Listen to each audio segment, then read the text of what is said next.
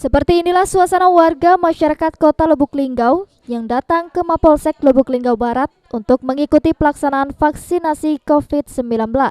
Satu persatu warga yang akan divaksinasi diperiksa terlebih dahulu oleh tim Urdokes Polres Lubuk Linggau sebelum disuntik vaksin COVID-19. Dalam pelaksanaan vaksinasi COVID-19 ini, Polsek Lubuk Linggau Barat turut juga memberikan bantuan sembako berupa 1 karung beras 5 kg bagi warga yang ikut suntik vaksin dosis pertama. Jadi vaksin langsung dapat beras ini? Dapat beras ini, alhamdulillah. Gimana perasaannya, Pak? Ya, senang. Senang, Mas ya? Iya. Terus ikut undian juga, Mas ya? Udah masukin. Undian ya? Sementara itu, Kapolsek Lubuk Linggau Barat, Ibtu Farizal Alamsyah, mengatakan kegiatan vaksinasi dengan bantuan beras ini diakuinya cukup membuat antusias warga yang datang untuk ikut vaksinasi.